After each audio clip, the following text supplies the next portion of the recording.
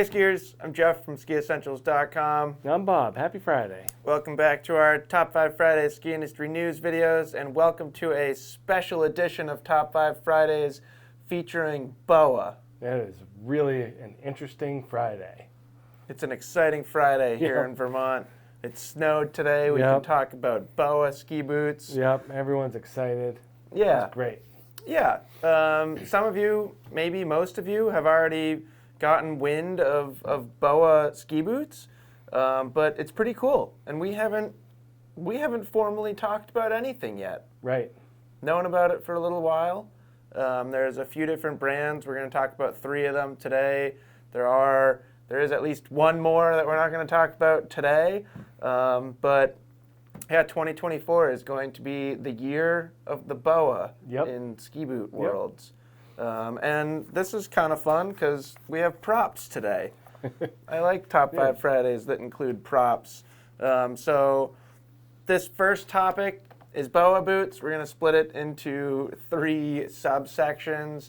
The first, starting with K2, is you can actually buy a K2 BOA boot right now off of our website. You can buy 2 different K2 BOA boots off our website right now. Yep, we've got a Recon 120 as well as a Anthem 95 for women. So pretty exciting, available literally right now. Yep. You could be the first person at your mountain to ski in a BOA boot. And here we've got the Mindbender 130 with a BOA. We don't have this one for sale yet, but they did drop it off for us to kind of take a look at and to show you guys. So pretty cool. You know, I'll admit that I was a little bit skeptical of the technology at first when they first showed us pictures and catalogs and stuff like that. It just seemed very gimmicky, but it's pretty impressive what this technology does. And I'm really excited to kind of dive deeper into it over the course of the remainder of this season, through next summer, through next ski season. I think there's a lot to unpack here. Yep. You know, each brand does it a little bit differently with the forefoot design and stuff like that. So yeah, I do think it's going to be interesting. But the big benefit here, to me, is the massive adjustment in last. Yeah, and K2 really harps on that in their literature, saying that this is like basically eliminating the need for a low volume boot. So they're making them mostly now in a mid-volume 100 millimeter forefoot last, and this is throughout the brands. Right. And then you're able to basically enclose it to get it to a 97. Yeah. So really offering a big range of kind of last options. Yeah, the range of last on that Recon 120 they listed as 97 to 106. Yeah, and it's pretty cool how they do it because they're basically like pulling both sides in as opposed to buckles which just push down.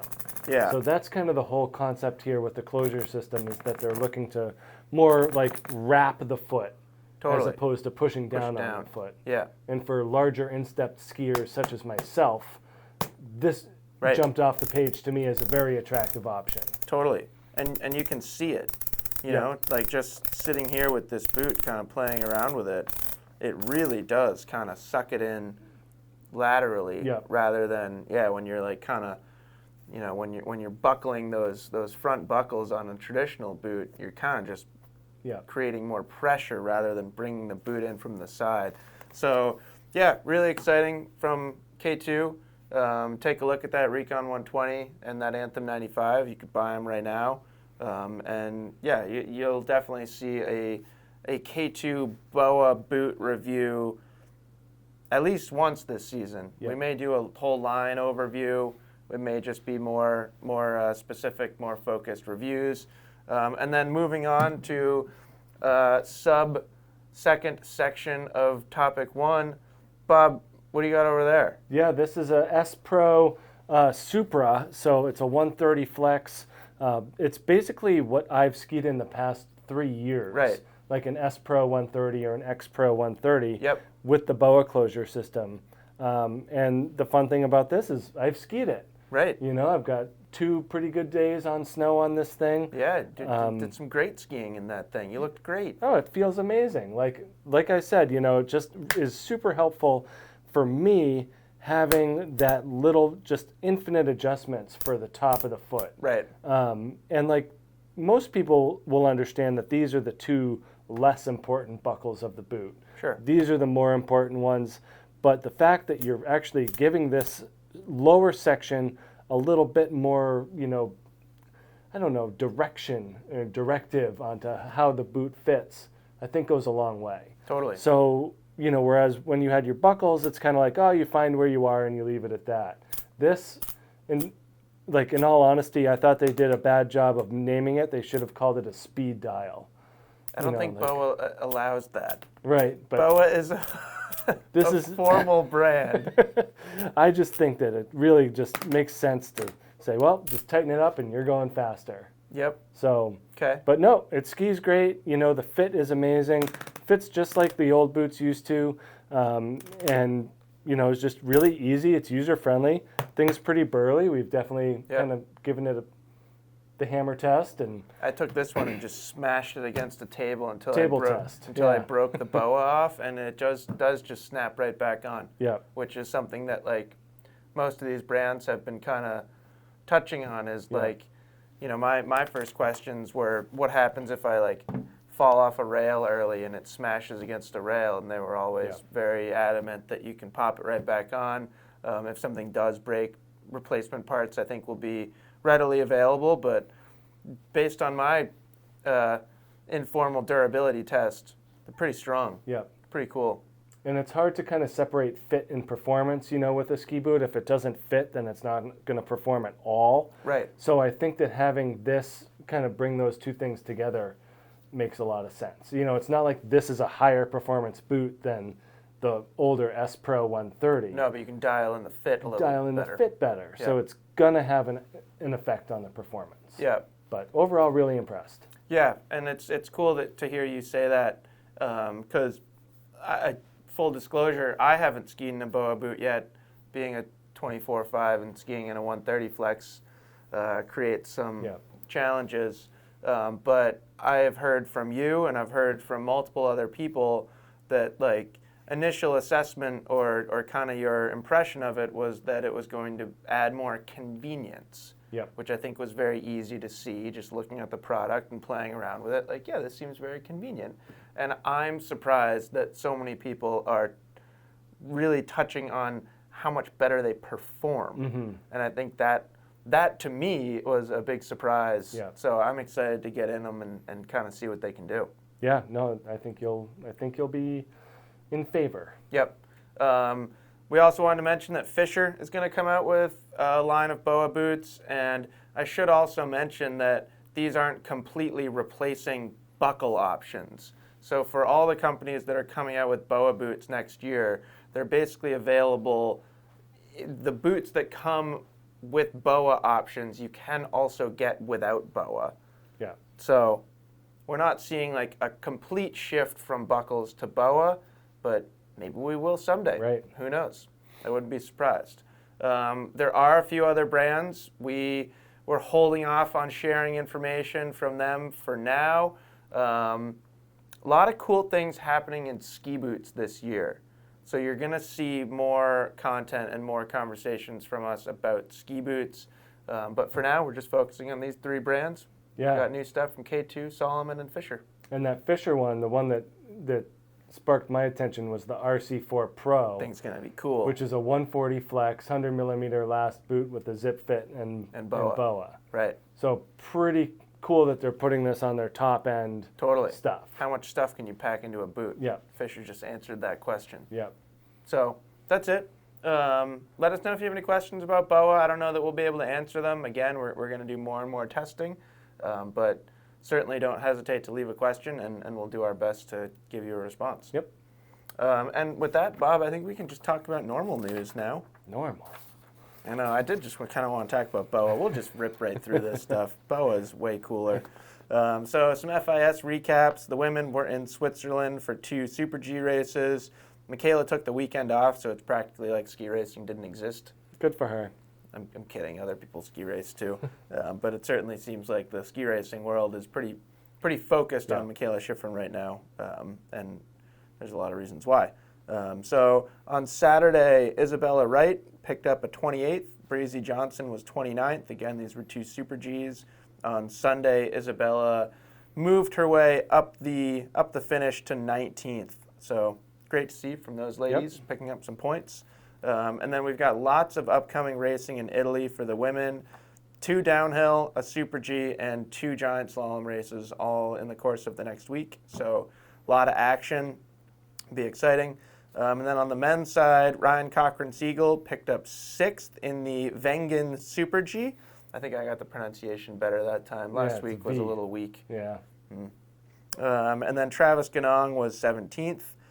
In a downhill, Jared Goldberg was 20th. Nice to see him up there getting some points. And then Bryce Bennett picked up a 26th. Big week for the men, too. They're going to 2 different spots in Austria. So next up, we have 2 downhill and a slalom in Kitzbühel. And then we've got slalom and GS in Schladming. So 5 races in the next week for both men and women. Yeah, and the big one in downhill, that Kitzbühel downhill is amazing. Yeah, totally. Yeah. So next week in Top 5 Fridays, we'll be very busy talking about ski racing and not BOA boots. Next topic of the week. I don't know why I put that over there. I put the other one behind it. These boots are all in the way. They're throwing me off. So this is the third topic of the week. Sleeping Giant, a community ski area in Wyoming, is offering a new life for some Ukrainian refugees. This was just one of those feel-good stories. Pretty interesting. I didn't write down very detailed notes on this one because I think it's one of those articles that's like really nice to go through yourself and get the full story yourself. But 10 families have been relocated to Cody, Wyoming, thanks to Nick Piazza. He purchased Sleeping Giant 3 years ago. He has significant ties to Europe, living there for a long time, marrying it sounded like a Ukrainian woman. And yeah, pretty cool. Right. Good for them to get out of that country and find a new upstart life in the mountain town. Yep. There was one quote from a member of one of those 10 families, kind of just touching on how much it feels like home already for them. Yep. And they kind of cited how quiet it is, how friendly everyone is to each other. You know, ski communities tend to be great communities. You know, everyone kind of helps each other. And they just felt very safe. So I thought that was a really cool story. Yeah, that is a good one. Fourth topic of the week is cops on ski bikes. I think they just like the looks of the ski bikes and want to go ski biking. Colorado Sheriff's Office have procured 4 ski bikes to patrol Purgatory Mountain. And in this, they cited a bunch of different things that happened on the mountain that they felt like they needed police presence for: intoxication, disputes, theft, just to name a few. And we're not talking about powered ski bikes like a timber sled. We're talking about gravity-powered ski bikes. Yep. Which, to me, raises a lot of questions. The first is, do we need police officers on the mountain? I mean, you don't want to that's not Ski Patrol's job. And if it's not Ski Patrol's job, then whose is it? For disputes, theft, intoxication. Like, they shouldn't have to deal with that. Yeah, I don't know. Like, resort security? Like, I don't know. I'm just raising a question. Yeah. Do we need police officers? Apparently. Like skiing or like sliding around the mountain? I mean, if someone's going to be upholding laws on the ski mountain, it should be a police officer and not a mountain employee. Yeah, sure. Okay. I'm with you there. Next question. Okay. Why ski bikes? So they don't have to put ski boots on.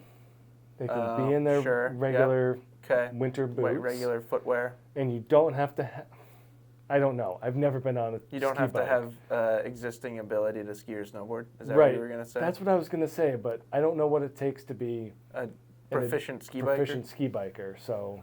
Also, like... All right, so say... You think you could take a ski cop on a ski bike? on your skis. Yeah. Here's a scenario. I'm going to lay out a scenario for you. You and I are skiing Purgatory Mountain, and we get into a heated dispute that results in a physical altercation, and a sheriff on a ski bike wants to arrest both of us. The result is a high-speed ski and ski bike chase.